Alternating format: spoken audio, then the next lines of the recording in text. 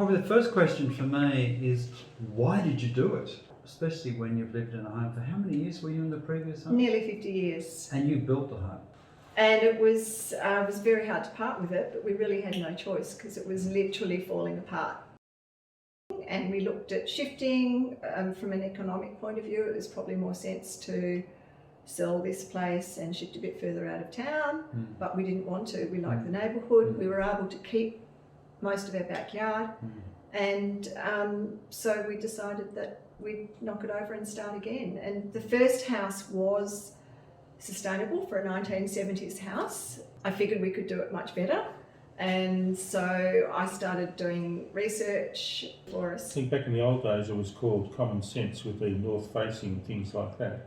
But I said, as you know, it's listed to an entirely different level. We've been in the house for just a little bit over 12 months now, and it's working really well. So I've done a check on the last 12 months of our budget in the previous house for power.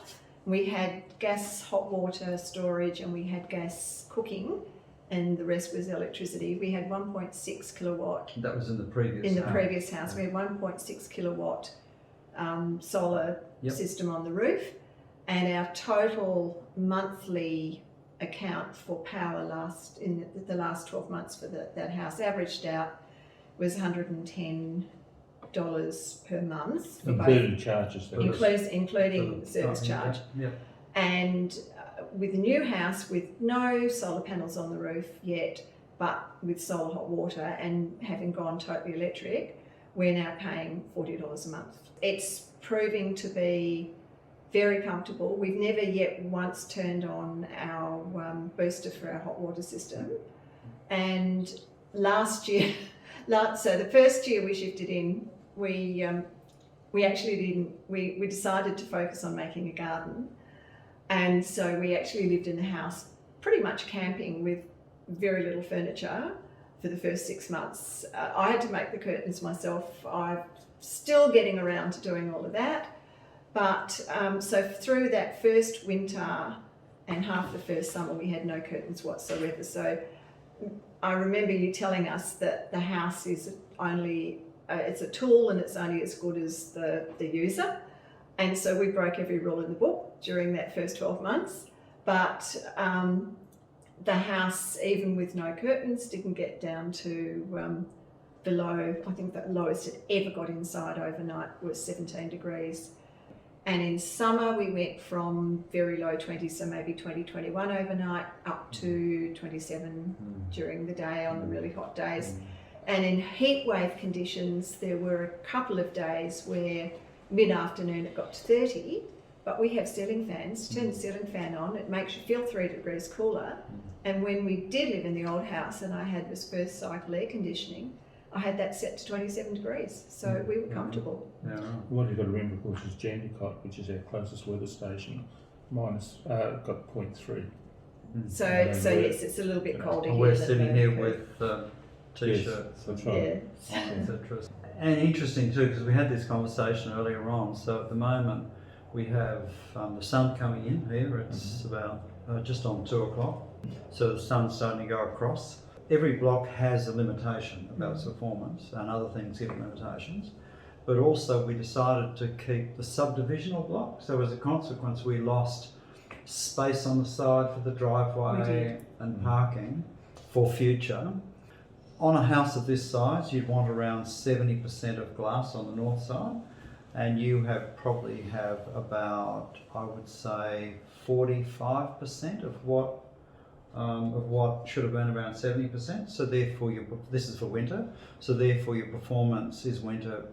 It's not bad considering. But also, when we looked at this table, of course, this table, when we worked out the chairs and the table where it sits, blocks out about 30% of the sun coming in this main area. On the floor, and it's 33.6, and the outside temperature is supposed to be 19 today. So 33.6 on the floor. The wall temperature will be the interesting one, because the true temperature of the room is 22.2, but the floor temperature is 33.4. And So- and we haven't got the dark tiles either. No, no. Which you They're- said. they're- We have got dark tiles. We have medium coloured tiles in the front of the house, but we went with the darker ones at the back. And it's interesting because, again, perception of tiles, when you look at these tiles, with the sun coming in, they're a platinum look. Yes. But again, people look at dark tiles and say, oh no, too dark for the home. So it's a great, because the two have different opinions about it. That's how people are. When they see them with the sun coming in, they're amazed at how light they are. Oh, absolutely. It's quite So, dramatic, the yeah. difference between... So don't be afraid of dark tiles. No. Because they're not dark in winter, and in summer, when the sun's excluded, there's so much light in Perth bouncing around the room, it makes no difference. Yes, no, we haven't had any issue at all with going with the dark tiles. So what would be the temperature sort of basically out from the sun? So behind us, out of the sun, it's 20.9 degrees. So therefore, where the heat comes in, it's going into the slab, conducting into the slab. It releases long wavelength back into the room, so going through. Some goes back in the floor, some goes into the walls, and convective heat sits up there, goes into the walls. So you've got a combination. So therefore, as we move through the home from north to south, you'll start having diminishing temperature. If we look at the southern side, we're in the dining area with the kitchen behind us and a lounge over the other side there. And so we look at over the other side, and you look at the wall on the other side of the room, so which is around about 6.5 metres away, 7 Yes. metres away, it's 21.7. Wow. So Which is- therefore, it's still a comfortable temperature. over there. Absolutely, yes. So the ideal is to have 2 rooms deep, north to south. In this room, you're 2 rooms deep, and because we compress the house to make the money for the block available and to have a great garden as well, it means that you have a slight deficit in performance. Although you probably don't see it that way because it performs pretty well for you. But from my point of view, I would expect on a day like today, and the overall house, I would expect this area to be about another 2, maybe 2.5 degrees warmer. And so what we're going to do later on is we're going to move the table back a metre, which we've got plenty of space to do it, take the chairs off that side, put them on this side, because it's a very big table which you don't use that much, and that will increase your performance in this area by changing the furniture. Just that 3 minutes worth of work will change, and you'll pick up around about, even though we'll increase this area by about 30%, you'll increase the performance and the heating in here probably around about 15 to 20%. So with summer, so the summer temperature, as you say, it got up to 30 at one stage with no drapes, but also no shading outside. No. Which we're going to have a chat about later on, because Yes. we're looking at putting the sail shades up for summer. So therefore, because in a spot like this, you've done a really good job of the native garden, because that breaks up that diffuse radiant heat, but you still get diffuse radiant heat, and you need to shade at least 3.5 metres away from the home.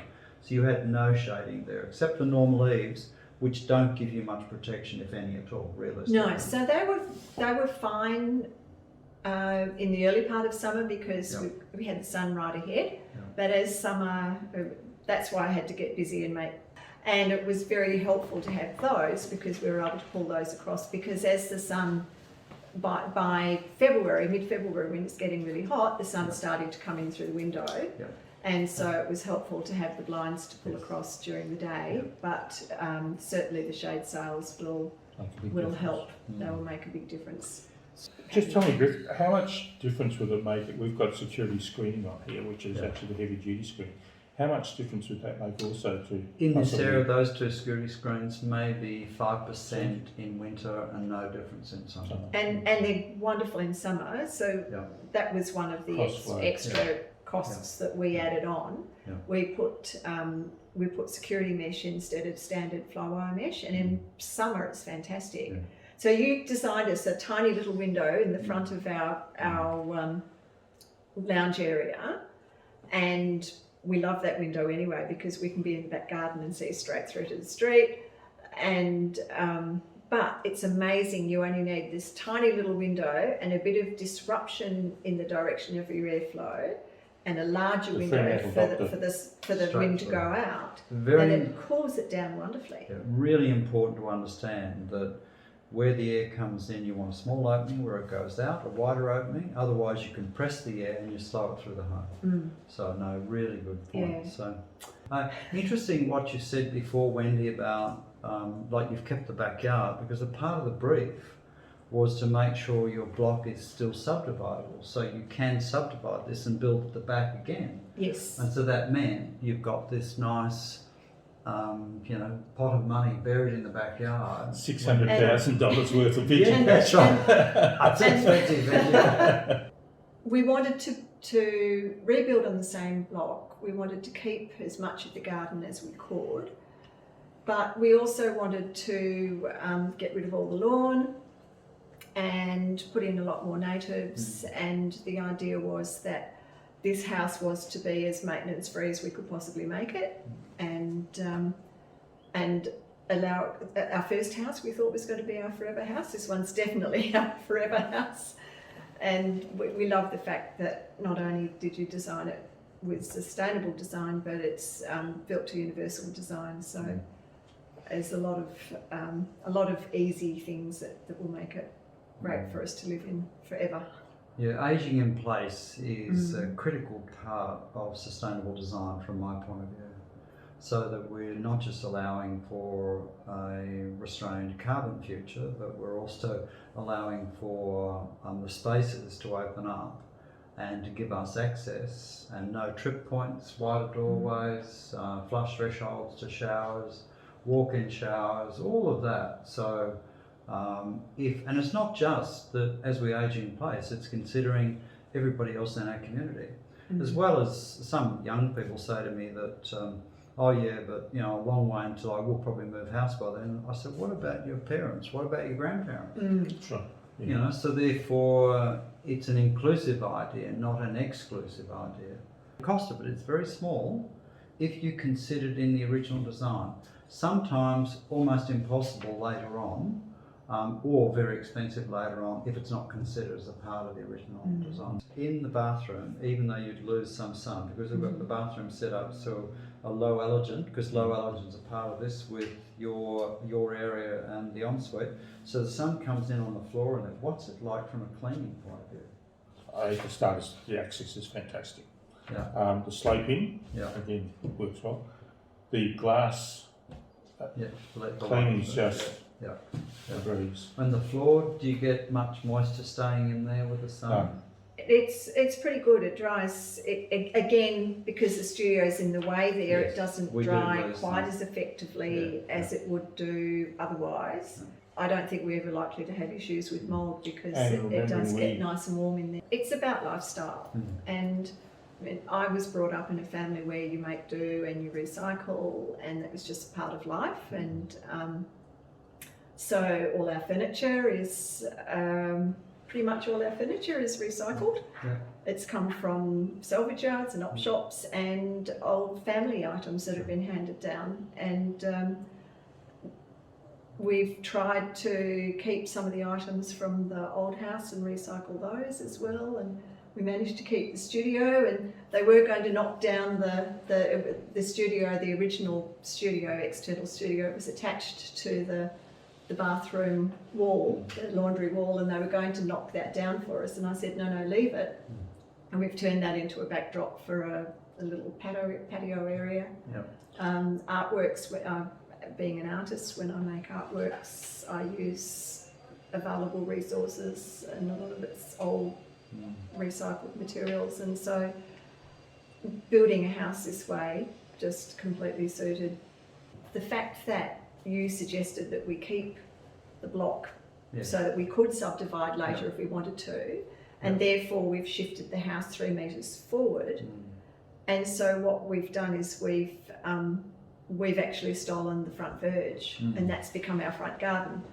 And so we have the first thing we put in our garden, so we built the garden ourselves out the front, or all the new area that we have, 3 more metres out the back and out the front.